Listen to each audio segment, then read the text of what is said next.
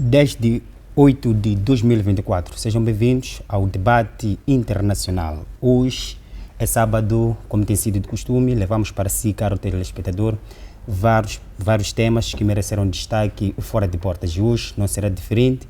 Em estudo já estamos com os nossos analistas que irão sim nos ajudar a analisar um e outro acontecimento fora de portas. Do meu lado direito estou com neste caso estou com o Dr. Jaime Saí, a quem quero desejar-lhe boas-vindas a este programa e boa tarde. Obrigado, boa tarde a si, boa tarde Dr. Pangaia, boa tarde nossos telespectadores que todos os sábados têm prestado atenção para poder acompanhar aquilo que é a dinâmica do sistema internacional. E, Dr. Saí, alguns pontos prévios para o debate de hoje. Bom, como ponto prévio, eu gostaria de trazer uma situação que aconteceu na África do Sul. Já aconteceu há uma semana, só pronto, ainda não tinha tido a oportunidade de partilhar aqui com os nossos telespectadores a expulsão do Jacob Zuma no ANC. Bom, ele já tinha sido suspenso, depois, porque na verdade não estava a cumprir com aquilo que são os requisitos, os estatutos do ANC. Filiou-se a Mkoto Ensizwe, portanto, o Mkoto Ensizwe também que fazia parte do ANC, porque o ANC é composto por conglomerações. Portanto, tínhamos o ANC, aliás, o Mkoto Ensizwe, que era o braço armado do ANC, tem um partido comunista e tem a COSATU, que é onde saiu o Ramaphosa. Agora, a expulsão de Jacob Zuma, na verdade, deixa-nos aqui uma reflexão muito profunda. Como é que os partidos políticos funcionam e qual é a disciplina que deve ser observada. Mas eu penso que, na verdade, antes de se expulsar o Jacob Zuma, o ANC deveria ter feito um processo muito genuíno, neste caso da reconciliação, porque na verdade o Zuma se apoiou um Mkoto Ensizwe é porque não concorda com a atual liderança do ANC, portanto não concorda com a governação do Ramaphosa. Existe uma relação hostil, mas deveria ter havido uma reconciliação, porque Zuma, apesar de não ser presidente da África do Sul, mas ainda goza de uma legitimidade no seio do povo sul-africano. Porque o outro aspecto que é muito importante é porque o Zuma é Zulo, portanto, os crimes de que é acusado, a má conduta de que é rotulado, para os Zulus isso não existe. O importante é que ele é Zulo. E nós acompanhamos nas eleições passadas que criou-se aquele movimento, aquele partido, Mkoto Ensizwe, mas conseguiu ganhar o terceiro lugar. Na verdade, a expulsão de Jacob Zuma foi uma perda para a própria ANC. Obrigado. Do meu lado esquerdo estou com o Dr. Pangaia. Professor Pangaia, bem-vindo ao programa. Obrigado pelo convite. Boa tarde para si. Boa tarde, Dr. Saia. Boa tarde, telespectadores. Vamos poder debater aquilo que é a conjuntura internacional na próxima uma hora de tempo. E pontos prévios para o programa de hoje? Sim, o ponto prévio. Acho que hoje vamos falar sempre das expulsões. Mali acabou expulsando a embaixada da Suécia no seu país, a embaixadora da Suécia no seu país. Nós, na semana passada, quando estávamos nesse programa, dissemos que o embaixador da Ucrânia no Senegal acabou anunciando que ele está a apoiar aos terroristas no Mali. E anunciou isso publicamente depois dos terroristas terem assaltado uma base governamental no Mali, onde morreram muitos soldados governamentais, incluindo os soldados russos que estavam lá, o grupo Wagner. Então, depois de ter havido esse anúncio por parte do embaixador da Ucrânia no Senegal, o Mali acabou manifestando uma inquietação neste sentido e, por conseguinte, expulsou o embaixador da Ucrânia dentro do Mali e teceu críticas duras com relação a essa situação que ocorreu. Então, o que acontece, seguidamente, a Suécia irritou-se pelo fato do Mali ter expulsado a embaixadora, aliás, sim, o embaixador da Ucrânia. E assim sendo, teceu também várias críticas. O ministro das Relações Internacionais da Suécia emitiu um comunicado tecendo duras críticas para o governo do Mali, dizendo de que a Suécia ela está a drenar muitos apoios ao Mali. E, por conseguinte, Mali ele sentiu-se irritado pelo fato da Ucrânia ter apoiado os terroristas que lá estão os russos, sabendo que esses russos são os tais que estão a vigarizar a Ucrânia. E, por conseguinte, a Suécia considerava a possibilidade de poder cortar os apoios que está dando ao Mali. Esse posicionamento do ministro dos Negócios Estrangeiros, do ministro das Relações Internacionais da Suécia, irritou ao governo do Mali e, por conseguinte, acabou tomando uma decisão de dar 72 horas à embaixadora da Suécia no Mali para abandonar o país. Então temos aqui uma relação tensa com relação ao Ocidente e esses países do Sahel.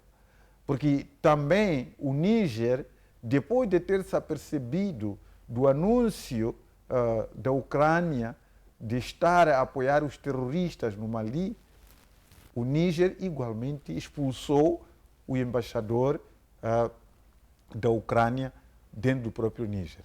E nesse momento, Burkina Faso igualmente está a considerar a hipótese também de expulsar o embaixador da Ucrânia dentro de Burkina Faso.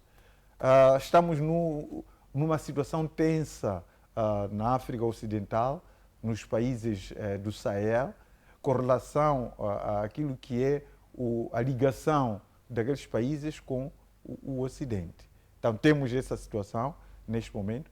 O Senegal, por sua vez, convocou o embaixador da Ucrânia, que está sediado dentro do Senegal, o qual deu esse anúncio de estar a apoiar os terroristas no Mali, para que ele vá se explicar junto do governo senegalês com relação a esse pronunciamento. Então, é esse cenário que neste momento estamos a ter cá em África, sobretudo na África Ocidental, nos países do Sahel. Muito obrigado, professor Pangai. Falando mesmo nesse tema, é um tema em que irá merecer destaque neste sábado, mas também sobre a disputa geopolítica, estratégica e econômica entre a Rússia e na Venezuela.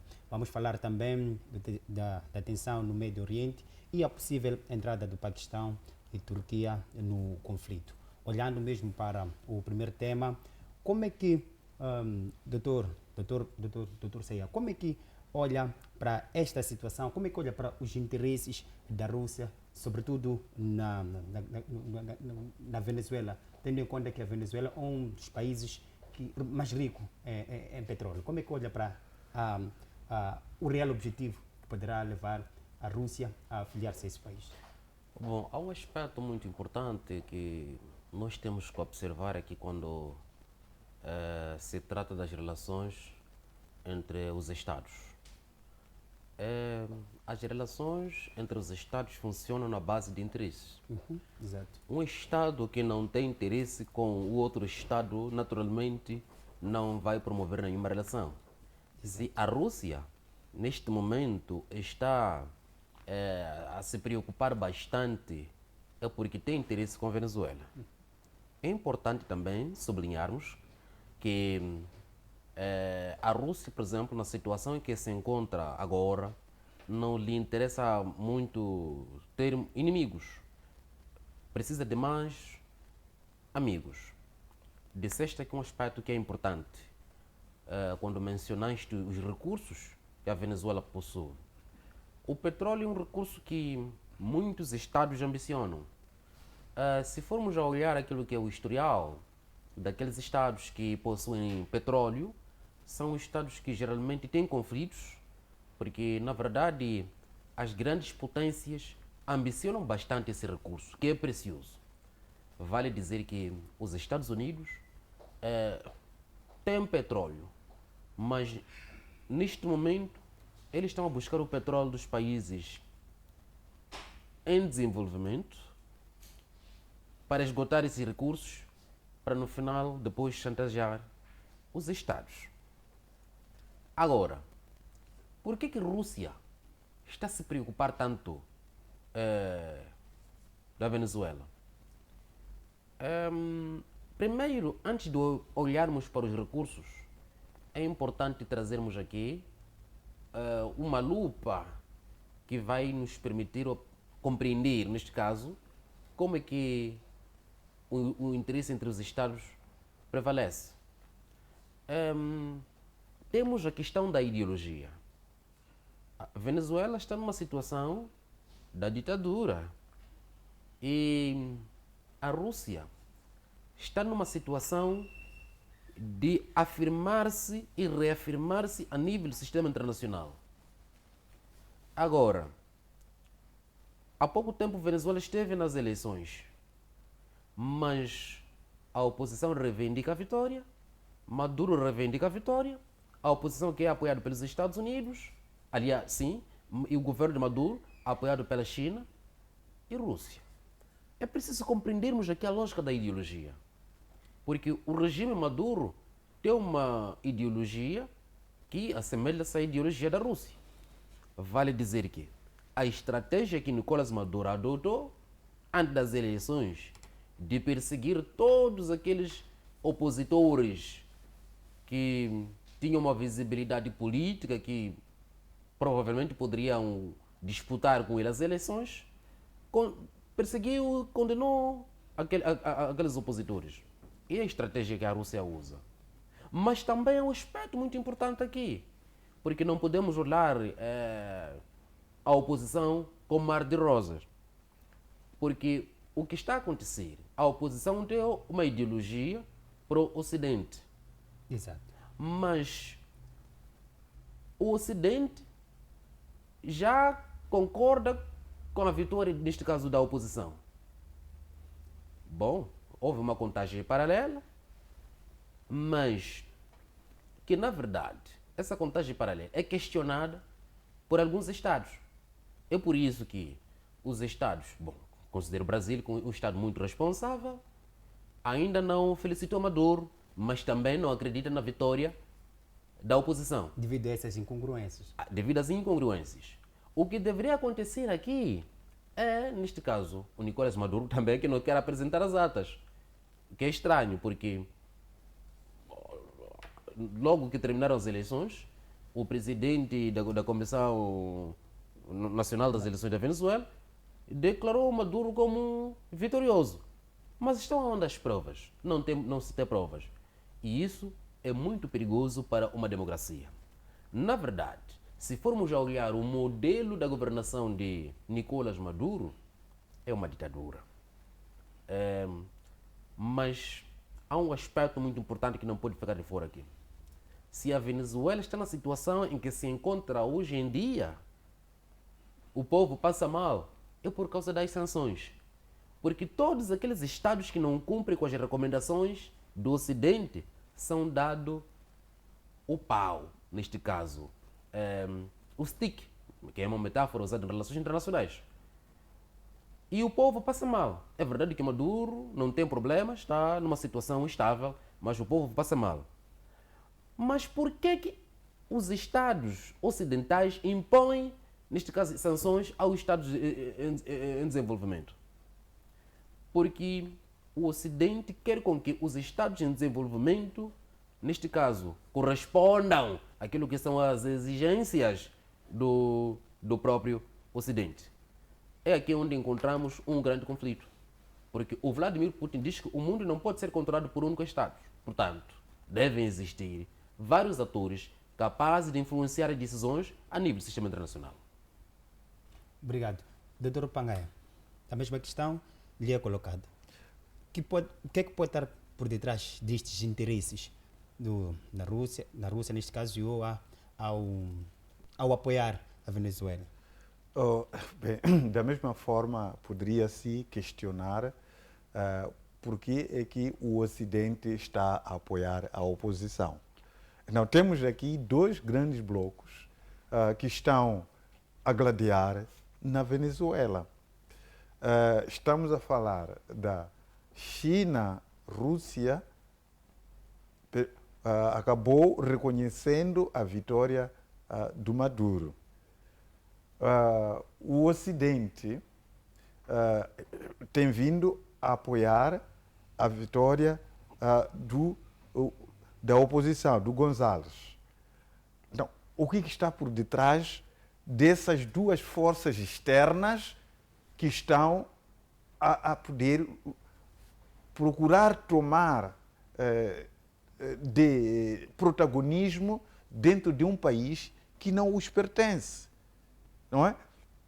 É que neste momento, efetivamente, não há dados que uma dessas partes lhes possibilite a poder reconhecer vitória ou derrota de quem.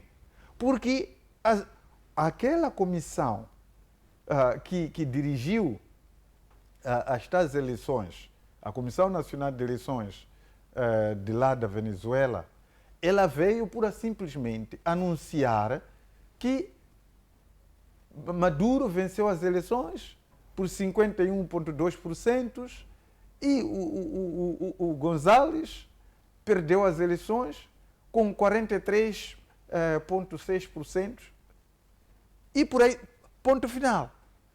E disse, segundo a lei venezuelana, depois daquele anúncio, 72 horas depois, deveria-se apresentar os comprovativos, que são as atas. São as atas. Mas 72 horas passaram, as atas não foram apresentadas e hoje estamos a ouvir que Maduro acabou entregando tais atas às autoridades judiciais.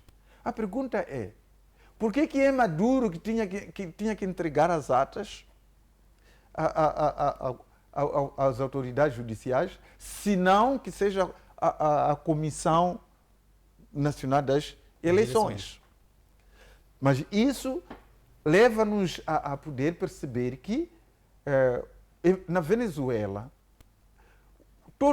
apesar de existirem os poderes lá instalados, mas todos eles estão alicerçados ao Maduro, que é o presidente da Venezuela. Então, o que o mundo neste momento deve se abster é evitar que dite normas aos outros países. Cada país, ele tem sua forma de ser e estar. Cada país tem suas regras, tem suas práticas que devem ser respeitadas pela própria sociedade que aprovou essas regras e normas naquele país. Então, quando aparece Rússia e China a poder galvanizar o Maduro para tomar firme a sua posição, quando aparece os Estados Unidos, o Ocidente coletivo, galvanizar para que a Corina Machado, junto do González na oposição, fiquem cada vez mais firmes e eles lutem entre si, então aqui alguma coisa não está bem. Nos países que estão a apoiar ambas as partes. Neste momento, não há como poder legitimar aquelas eleições sem que as atas apareçam.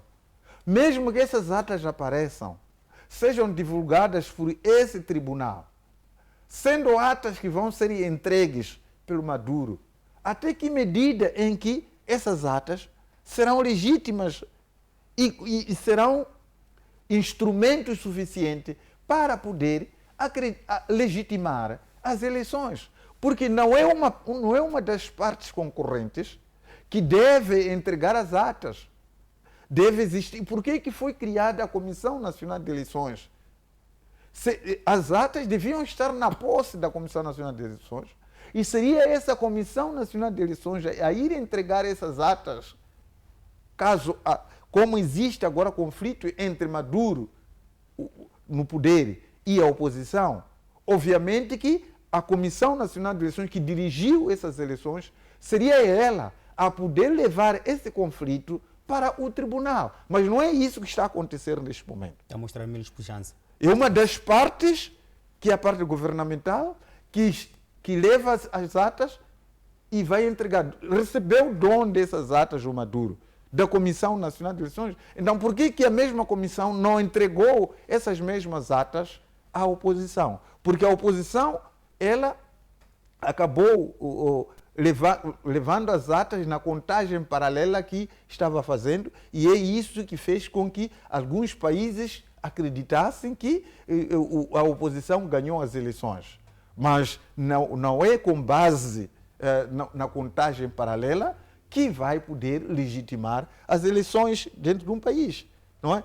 Então, estamos perante uma situação, de certa maneira, difícil de poder compreender. Só os próprios venezuelanos é que devem procurar formas de poder negociar e poder chegar a um consenso para sair do cenário em que se encontram neste momento.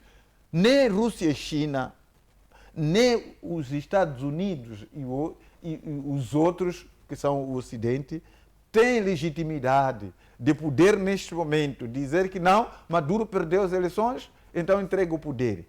Ou a China e a Rússia, não, Maduro ganhou as eleições, oposição... Não pode ocorrer situações deixando de... Mas isso está a decorrer por quê? Há interesses. O primeiro interesse são as maiores reservas de petróleo existentes na Venezuela. O segundo interesse, temos o interesse da China, que é a Rota da Seda, que pretende galvanizar o comércio internacional na disputa do primeiro lugar do país mais desenvolvido do mundo, que neste momento são os Estados Unidos da América, e que a China está a lutar para que possa suplantar a isto. Razão pela qual temos esse bloco dos BRICS, e perceber que a Venezuela, igualmente, ela acabou se candidatando a fazer parte dos BRICS+. E não há como aqui os países que fazem parte desse BRICS abrirem a mão para deixar a Venezuela em mãos de lençóis e a ser abocalhado pelo Ocidente, que a partir dali seria a perca de um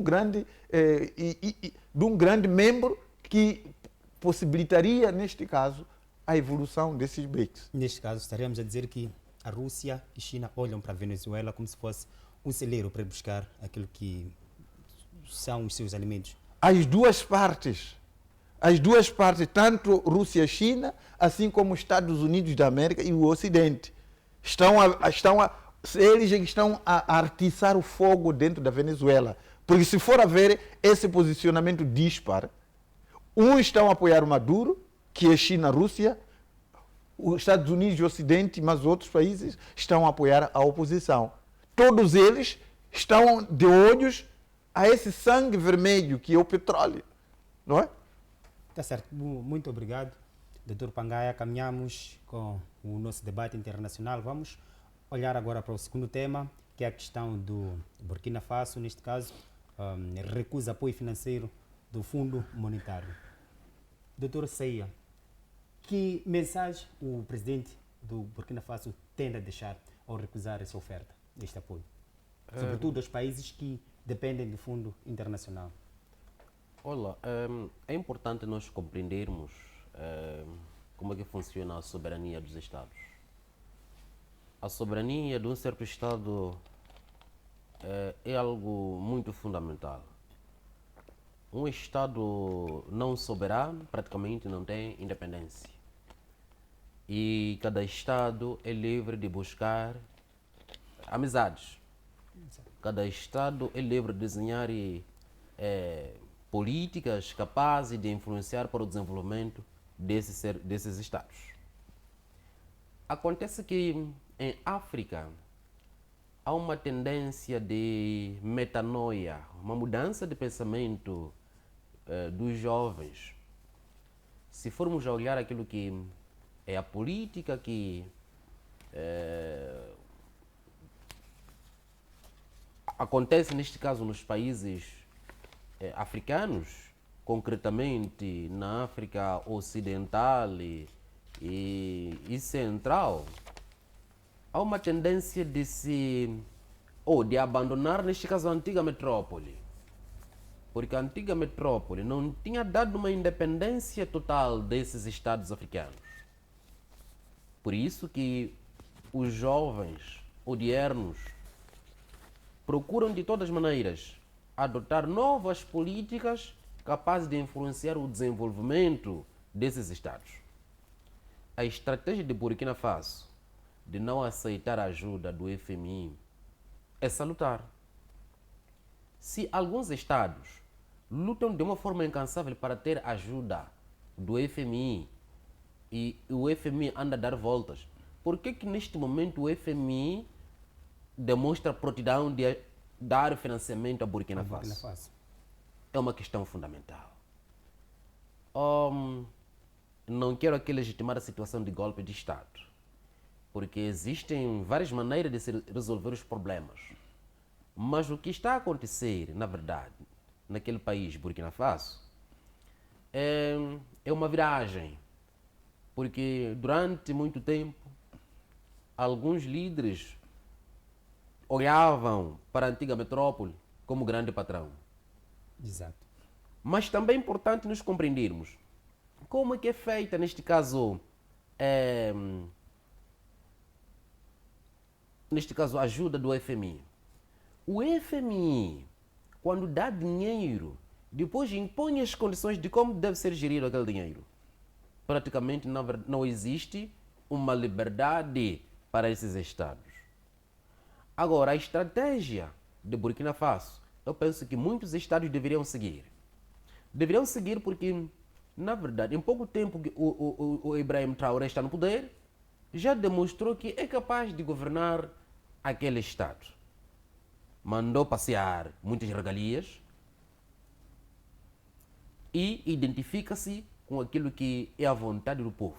Razão pela qual, apesar de ter se ascendido ao poder através de golpe de Estado, mas goza de uma boa legitimidade. Neste caso, tem a aceitabilidade do povo, porque responde àquilo que são os anseios do povo. E, na verdade, Burkina Faso tem recursos, que esses recursos eram exportados para os países desenvolvidos, eram transformados lá nesses países desenvolvidos e acabavam não beneficiando totalmente Burkina Faso. E agora, o Ibrahim Traoré diz que não. É importante nós mudarmos a estratégia para ganharmos mais com os nossos recursos. Afinal de contas, são recursos que devem beneficiar o nosso país. São recursos que devem trazer o desenvolvimento para o nosso país. São recursos que devem responder às aflições do nosso povo. Mas, se os países desenvolvidos querem os nossos recursos, a única coisa que deve acontecer, devem nos trazer a tecnologia, nós vamos transformar os nossos recursos e depois vamos vender os nossos recursos. Então, é um pensamento de um estadista que coloca o seu país na situação de win-win cooperation. O que significa que haverá, neste caso, um diálogo frutífero, o que significa que, na verdade, Burkina Faso vai fazer uma negociação, não acima do joelho, mas uma negociação que coloca Burkina Faso na situação de um Estado independente. Tá certo, muito obrigado. Professor Pangaia, como é que olha para o posicionamento do Ibrahim Traoré ao recusar este apoio? Ibrahim Traoré, o presidente da Burkina Faso, que saiu da revolução ocorrida naquele país, lembre-se que na semana passada ele foi alvo de uma tentativa de golpe de Estado por parte de alguns militares que estavam na reforma e a viver fora do país. Eles se organizaram fora do país e intentaram um golpe de Estado que pretendiam matar o Ibrahim Traoré, isso na semana passada. Tanto um golpe foi organizado fora de Burkina Faso. Tudo isso é em face dessas políticas que o Ibrahim Traoré está a tomar de desafiar as indústrias de produção de pobres, que é o Fundo Monetário Internacional, Banco Mundial e outras multinacionais. Nós temos que perceber que o Fundo Monetário Internacional, FMI, Banco Mundial, trata-se de instituições bancárias que fazem ditadura aos países periféricos para que acedam os dinheiros que eles têm. Eles impõem, inclusivamente, as políticas públicas que cada país que aceitar seus empréstimos devem adotar. Então, estamos a falar aqui de uma colonização pelos empréstimos cedidos do Fundo Monetário Internacional, assim como o Banco Mundial. O mesmo a China também faz. A China também dá esses empréstimos sem reparar na economia do país. Mas qual é o interesse de tudo isso? É colocar um colarinho no pescoço ao país para que ele fique dependente dessas agências internacionais. Então, tanto a China como os Estados Unidos, através dessas instituições, Banco Mundial, Fundo Monetário Internacional, usa a mesma estratégia de poder encurralar os países da periferia ao aceder os empréstimos que eles dão. Porque esses empréstimos, no caso do FMI, com os empréstimos do FMI, nenhum país da periferia deve usar esses empréstimos para alavancar a sua indústria. Eles não emprestam esses valores para alavancar as indústrias. Por exemplo, construir uma refinaria, como Moçambique, assim, construir uma refinaria de gás. FMI não vai lhe dar esse valor. Construir uma fábrica de pneus, por exemplo, não vão dar. Nós temos várias indústrias aqui no país e há tantos anos que FMI está a apoiar Moçambique. Veja qual foi a indústria que o Fundo Monetário Internacional teria apoiado para poder desenvolver. Todas as indústrias estão aí, mas eles aparecem pura e simplesmente para poder financiar projetos supérfluos que não vão trazer valor acrescentado para o país, que não vão trazer uma certa soberania do país, vão trazer certa independência econômica do país. O Banco Mundial, o Fundo Monetário Internacional não vai lhe dar investimento para esse fim, mesmo para poder equipar as Forças Armadas. Eles não vão lhe dar investimento para isso. Então, por que Burkina Faso ia aceitar o fundo aliás, emprestado do Fundo Monetário Internacional, quando esses investimentos não vão servir para poder trazer a independência econômica ou uma relativa independência econômica do país, que vai trazer a industrialização do país? Porque isso não é princípio do Fundo Monetário Internacional, de poder emprestar para industrializar o país, mas emprestam para situações supérfluas. Então não faz sentido. E eles estão pura e simplesmente para poder garantir essa dependência eterna desses senhores. Eu não conheço nenhum país que efetivamente resolveu os problemas nacionais com empréstimos do Fundo Monetário Internacional, ou seja, do Banco Mundial. Não temos nenhum, pelo contrário, cada vez mais esses países ficam pauperizados, cada vez mais fica com uma situação dramática, conflitos sociais, dia após dia, que têm ocorrido, não é? Impõem a questão mesmo daquilo que são as reservas do Banco Nacional de cada país. Até quais são as reservas permanentes que um país deve ter. Olha, isso é a interferência dos assuntos internos. Então, eu acredito que Burkina Faso, ele tomou uma decisão correta, contudo, os resultados são esses. Já está a começar a aparecer tentativas de golpe de Estado, que foi preparada fora do país. Estamos a ver ainda os países a virem anunciar publicamente, como a Ucrânia, estar a apoiar os terroristas. Um embaixador dentro de um país africano anunciar publicamente que está a apoiar os terroristas dentro da África. Isso até que ponto nós estamos a chegar? O próprio Senegal, que onde esse embaixador está sediado neste momento, e já deveria ter tomado uma decisão de expulsar aquele embaixador. Não faz sentido. Ele sabendo, os países irmãos, vizinhos, e o embaixador que está no seu país, a anunciar que apoiou, está a apoiar os terroristas. Professor Pagani, desculpa lhe cortar, só para não ser mais repetitivo, porque daqui a mais alguns segundos vamos analisar sobretudo esses pontos. Então, deixa eu terminar apenas.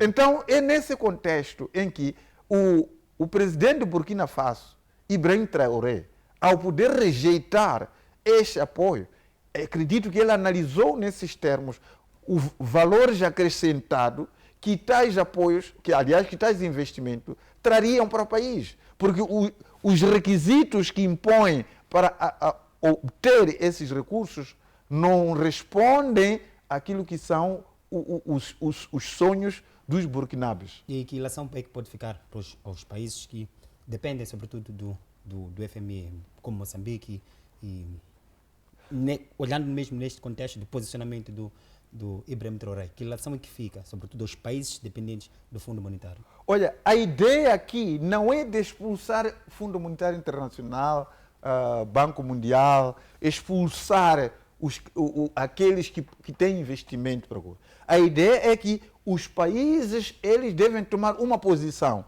com relação aos requisitos que são impostos, poder negociar e, em algum momento, não aceitar requisitos que acabam interferindo na soberania do país. É isso que tem que ser feito. Cada governo de qualquer país, ele deve ir na mesa de negociação com os credores, vendo aquilo que é útil para o seu próprio país. O que não é útil, pura simplesmente, tem que se negar. Não se assina um compromisso vendo que isso vai trazer prejuízo no próprio país. Então, aquilo que nós podemos recomendar, aliás, sugerir aos governos, que qualquer governo ele precisa sempre de investimentos estrangeiros. Não há nenhum país totalmente independente em termos de economia. Ele depende do outro.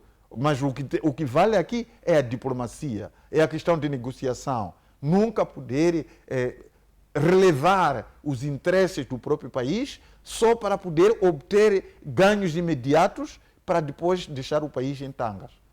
Muito obrigado, doutor professor Pangai. Doutor Saia, só mesmo para fechar este tema.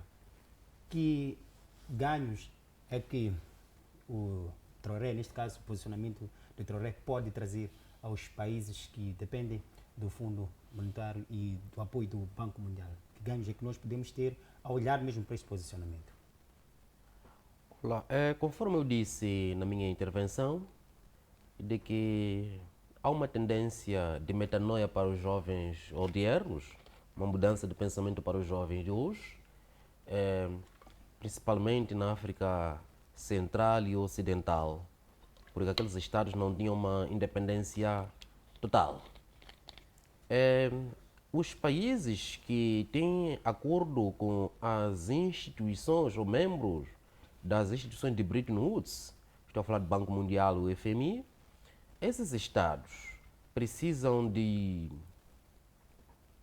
redesenhar, neste caso, a estratégia da cooperação, porque tem sido uma relação que prejudica os Estados em desenvolvimento, devido às políticas que as instituições de Bretton Woods têm tomado. Porque, conforme eu disse, quando dão um financiamento, depois impõem as condições de como deve ser gerido aquele dinheiro. Agora, a posição de Traoré para os Estados africanos. Os Estados africanos devem aprender de Traoré como é que um Estado deve relacionar-se com outros Estados, com outras organizações. Porque em pouco tempo que o Traoré está no poder, já demonstrou que os Estados em desenvolvimento podem alcançar o desenvolvimento em pouco tempo, dependendo da vontade política. Muitas vezes os Estados africanos têm continuado na situação, ou continuam na situação da pobreza, devido às políticas falhadas que alguns Estados adotam. Que essas políticas acabam não trazendo o desenvolvimento para os Estados. E isso periga o desenvolvimento dos Estados.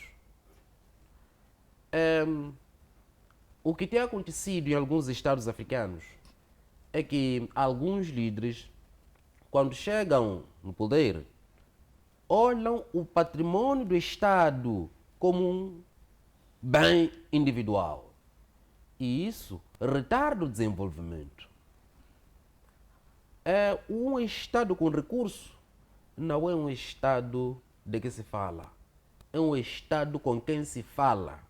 Por isso, as negociações entre esse Estado que possui recurso com os outros não pode ser feita acima do joelho. Tem que ser uma negociação genuína. Tem de haver transparência. Transparência, uma negociação que, na verdade, vai ditar o desenvolvimento daquele Estado que possui recursos.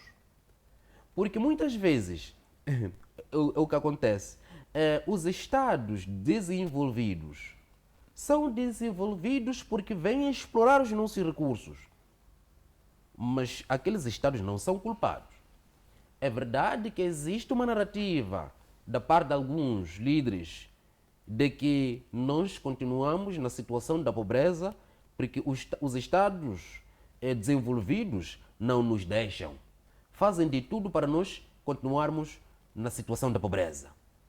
É verdade, mas nós já sabemos dessa estratégia desses Estados desenvolvidos. Qual tem sido o papel dos Estados africanos? Os Estados africanos, sabendo da estratégia dos Estados desenvolvidos, o que é que tem feito? Nada. É verdade que a situação da indiferença para com o povo não acontece em todos os Estados africanos. Conforme eu disse, que há uma tendência da mudança do pensamento, há uma tendência da mudada de abordagem, de que os Estados africanos devem ter o seu próprio desenvolvimento. Eu sempre condeno a situação das cimeiras que tem havido. França, África. Rússia, África. Estados Unidos, África.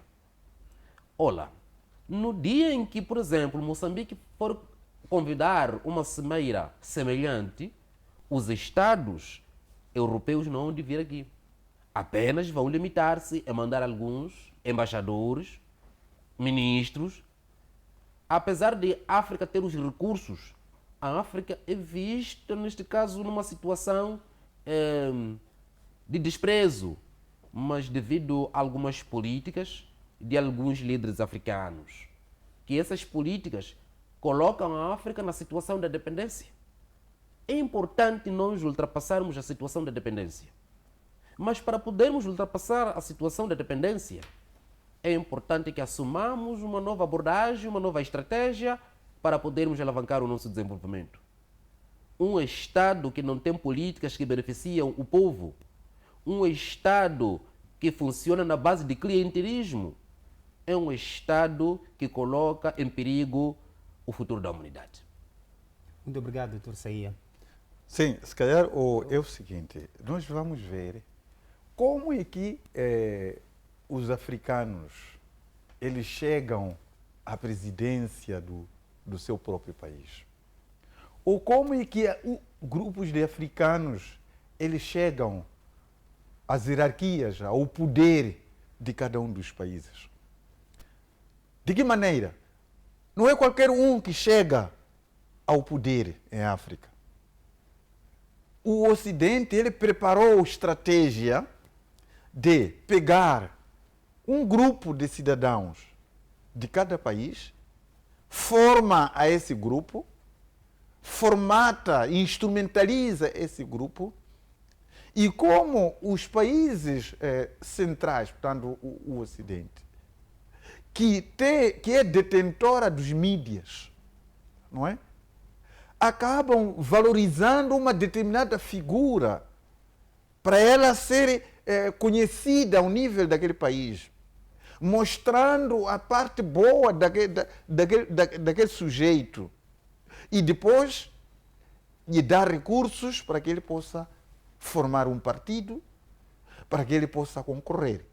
Na altura das eleições, você consegue notar qual é o candidato, qual é o partido com mais recursos, com mais cobertura televisiva, com todas as condições que são oferecidas àquele candidato. E é um candidato previamente instruído, preparado pelos estrangeiros. A população, na hora das eleições, acaba confiando naquele. Porque é um indivíduo que apareceu desde tanto tempo, teve acesso às televisões, teve acesso, inclusive, à implementação de alguns projetos, acabou granjeando confiança pela sociedade e a sociedade elege-o como um presidente daquele país. A pergunta é, esse sujeito, depois de ser eleito, vai representar interesses nacionais em primeiro lugar? Não. Ele vai representar os interesses desses lobistas. Lobistas são todos aqueles que financiaram a campanha desse sujeito, que criaram condições de poder fazer com que ele seja visível em canais televisivos, seja um indivíduo elevado. Ele, quando chega ali no poder, ele já sabe o que ele tem que fazer.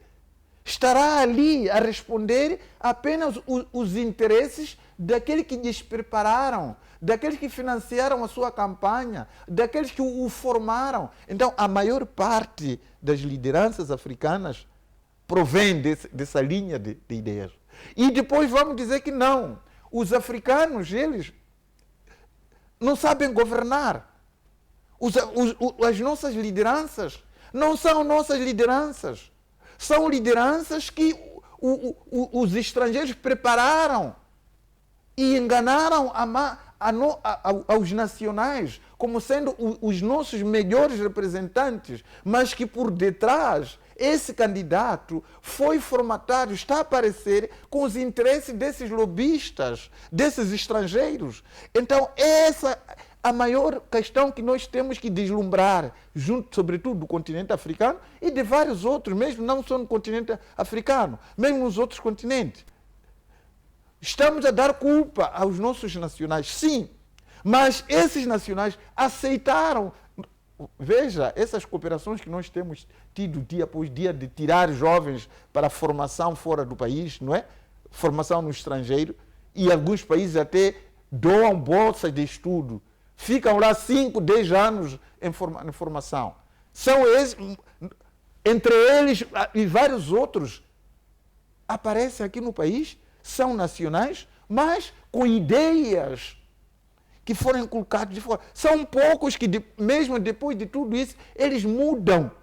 E todos aqueles que acabam mudando, acabam sendo retirados pelo golpe de Estado, dentre várias outras situações. Então, nós precisamos sim de culpa dos próprios nacionais, mas também temos que reconhecer essa estratégia de que a maior parte dos dirigentes que nós elegemos, eles são financiados para fazer a campanha bonita, para eles poderem aparecer na visibilidade, tudo com instruções daqueles, para depois de chegar ao poder, tomar todos os interesses desses sujeitos.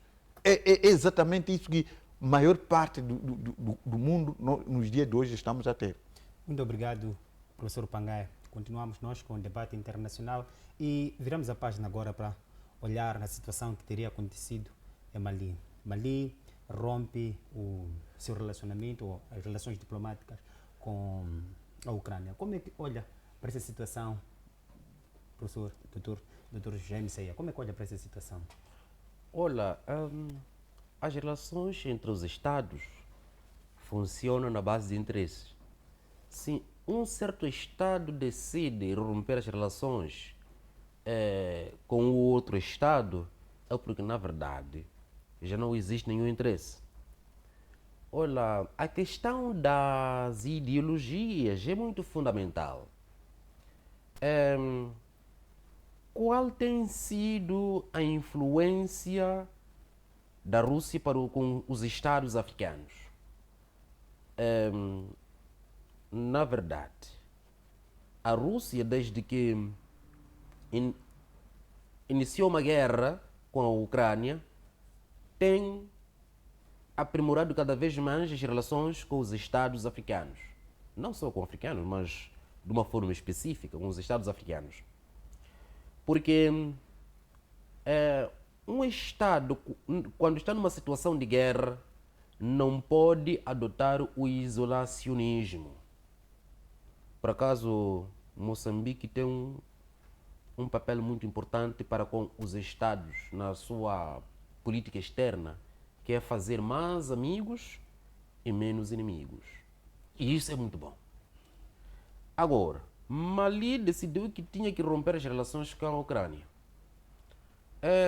Ucrânia, na verdade, devido às opiniões, por causa da situação atual em que se encontra, alguns da linhagem ocidental entendem que a Ucrânia tem razão, outros da linhagem com uma ideologia da Europa do Leste tem uma outra ideologia.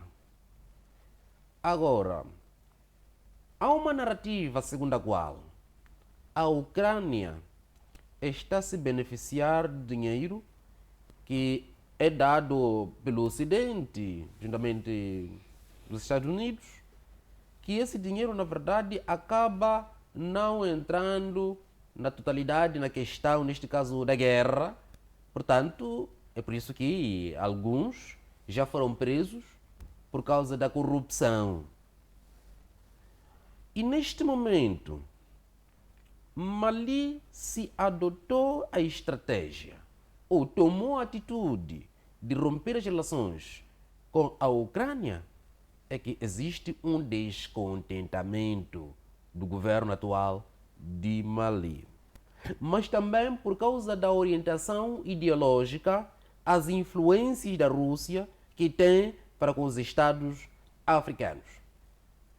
Há de perceber que aqueles Estados, por exemplo, da Europa Central e Europa Ocidental, África Central e África Ocidental, esses Estados, ou quando existe uma marcha, exibe-se a bandeira da Rússia. Qual tem sido o papel da Rússia para com esses Estados? Por que só agora os manifestantes apresentam a bandeira da Rússia? É tão simples. Conforme eu disse na minha intervenção, que há uma tendência da mudança de roupagem, da mudança de pensamento. Por isso, há uma ideia incutida nesses manifestantes de que precisam de desenhar uma nova estratégia porque o Ocidente está a pegar os recursos daqueles Estados e, neste momento, olham para a Rússia como um salvador. É verdade que de salvador pode não ter nada. É uma estratégia.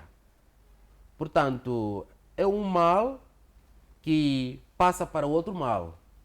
Não estou a dizer que as relações entre os Estados não são boas. São boas porque um Estado sozinho não pode desenvolver. É preciso haver uma interdependência entre os Estados, uma cooperação entre os Estados. É isso que traz o desenvolvimento para os Estados. Mas o grande problema aqui é que os Estados em desenvolvimento acabam caindo numa armadilha. Porque as políticas, na sua maioria, são tomadas na base da influência dos países desenvolvidos. E isso, em algum momento, acaba a salpicar aquilo que é a relação entre a elite e o povo. Porque, muitas vezes, essas políticas adotadas nos países desenvolvidos acabam beneficiando uma minoria e o povo passa mal. Mas também, o outro problema é que se esses Estados em desenvolvimento não acatam as recomendações dos Estados desenvolvidos, sofrem punições. E isso é mau, porque quando se fala da soberania dos Estados, fala-se de algo muito essencial. E se formos a olhar para o contexto ou a situação dos Estados da África Central e Ocidental, aqueles Estados, na sua maioria, já colocam a questão da segurança na responsabilidade da Rússia. Isso é perigoso. A segurança de um certo Estado é algo muito fundamental. A segurança de um certo Estado é um interesse primário e vital, que esse interesse não pode ser vilipendiado. Portanto, os nativos devem garantir a sua própria segurança. Porque se não conseguem garantir a sua própria segurança, estão a hipotecar a segurança que esses Estados que garantem a segurança desses Estados em desenvolvimento podem cometer desmanos, o que significa que, se não concordarem mais com as políticas que são tomadas por aquele regime pode desaparecer. E olha para isso como uma fragilidade. É uma fragilidade. Nesse caso. Obrigado. E, doutor Pangaia, há muito queria comentar esse assunto. Como é que olha para este casamento que se desfaz da Rússia e Mali? Sim, é o seguinte, fazendo uma breve contextualização, Mali é um daqueles países que teve a revolução para aqueles que estão de acordo com a política da junta militar do Mali e golpe de Estado para aqueles que não concordaram tanto com a ação da junta militar. Então, depois da junta militar no Mali ter tomado o poder com apoio do grupo Wagner da Rússia, as relações do Mali com os países ocidentais começaram a azedar-se. Mali, logo a seguir, expulsou a França, havia lá uma base dos franceses, bases militares da Alemanha, base militar dos Estados Unidos, todas essas bases foram fechadas no Mali. E ficaram algumas embaixadas, como nesse caso a Ucrânia, que estava lá presente também.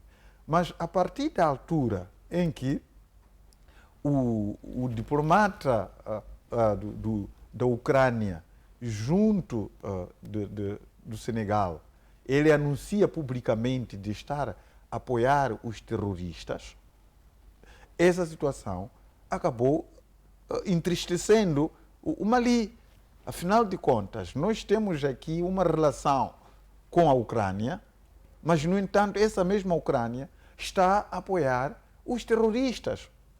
Terroristas esses que estavam a ser combatidos outrora em apoio ao, governo, ao exército governamental, pela França, Estados Unidos, dentre vários outros países ocidentais, mas que depois daquela revolução acabou se dispensando esse apoio e ficou, neste caso, o grupo Wagner, que é a Rússia, a apoiar o exército governamental para poder ressachar o terrorismo no Mali. Então nós acabamos de ter aqui duas forças contrárias. O grupo Wagner, que é apoiado pela Rússia, está a lutar com a Ucrânia no conflito Ucrânia-Rússia. Mas, no entanto, o mesmo grupo está dentro do Mali. Eis então que a Ucrânia provavelmente achou melhor estar a apoiar os terroristas, porque esses terroristas seriam uma bucha de canhão para poder fazer face ao grupo Wagner, que, em contrapartida, é aquele que está a devastar a Ucrânia. Mas aqui já estamos a ter uma guerra por procuração, neste caso, no Mali.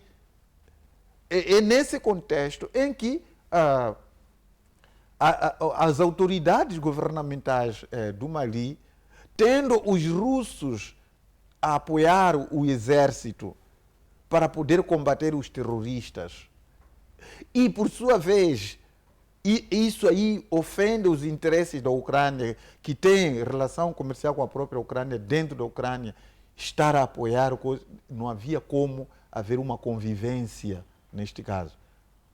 Por ter sido essa situação é que fez com que o governo maliano pudesse expulsar, romper as relações diplomáticas com a Ucrânia. E que mensagem é que fica, ou, neste caso, os outros países, olhando mesmo para o motivo que fez com que Mali rompesse as relações com a Ucrânia? Que mensagem é que fica?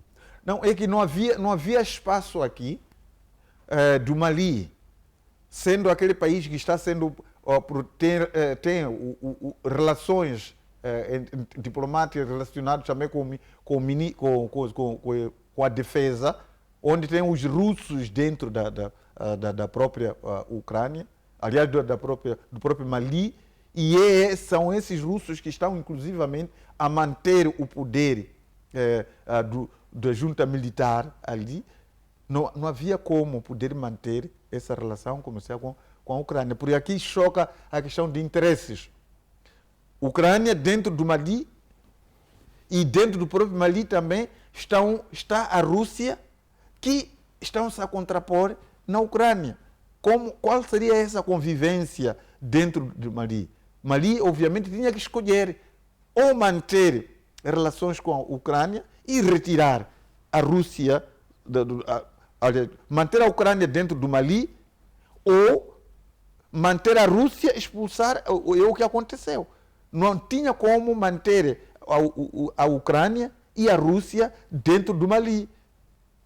E porque, neste momento, a Ucrânia estava a saber facilitado para combater os russos dentro do Mali. Porque os russos estavam ali para poder proteger o Mali dos terroristas e também de proteger o regime atual que está lá. Não havia como aqui, tinha que haver efetivamente alguma posição tomada pelas atuais autoridades governamentais do Mali, que é a junta militar. Muito obrigado, professor Pangaia, pelo seu análise nosso debate internacional. Os agradecimentos são extensivos a todos que estão neste exato momento conectados a nós, a ver este programa. Dr. Jaime Saia, considerações finais em gesto de fecho no nosso programa. Como considerações finais, é importante observar-se aquilo que é a vontade do povo. Porque os governos chegam naquela dimensão porque o povo permite. Falo da situação que se verifica agora na Venezuela, onde há uma clara indignação com o regime de Nicolás Maduro, mas também que, em parte, Maduro não é culpado. Aquele povo passa mal por causa das sanções. Porque, na verdade, não interessa, neste caso, ao Ocidente, neste caso, aquele regime de Maduro. Portanto, há uma tendência de se diabolizar a figura de Maduro, embora que ele não é santo. Porque se o povo demonstra descontentamento, ele pode sair. Portanto, tem que haver eleições limpas, mas sem interferência de outros estados. Porque isso coloca em causa aquilo que é a soberania dos estados. Um estado soberano é aquele que consegue desenhar as políticas para guiar o estado. Que essas políticas vão trazer o desenvolvimento para o povo. Porque o presidente de uma nação está lá para resolver os problemas do povo. Portanto, não pode ser inverso. E isso coloca muitas vezes os estados na situação não normal. E o grande problema dos estados que tiveram uma orientação socialista, há uma ditadura. Então, e isso não é salutar. É verdade que os estados ocidentais têm os seus problemas, mas os estados ocidentais deixam uma situação aberta. Se o povo demonstra um descontentamento, aquele líder sai, deixa caminho para os outros. Quando um governante não consegue responder àquilo que são os anseios do povo, renuncia. Portanto, abre um caminho para escolher-se alguém que, na verdade, será capaz de resolver os problemas do povo. Muito obrigado, Dr. Saia, pelas notas de fixe. Professor Pangaia, as considerações finais. Sim, nós estamos com uma situação extremamente complexa, atinente às lideranças dos países da periferia. Que, maioritariamente, as lideranças dos países da periferia, elas chegam a serem líderes através de uma imagem farseada pelos países centrais. Eles criam imagem de indivíduos de países da periferia, colocam todos os recursos em seu redor a esses indivíduos, financiam campanhas para esses indivíduos, enganam a sociedade como seus representantes dignos caso eles ganhem a eleição. Mas que por detrás disto trata-se de uma encomenda dos países centrais para que, quando aceder ao poder, possa viabilizar os seus interesses. Então, é o que está a acontecer hoje. De vermos os líderes eleitos nos países da periferia a ignorar completamente as agendas nacionais.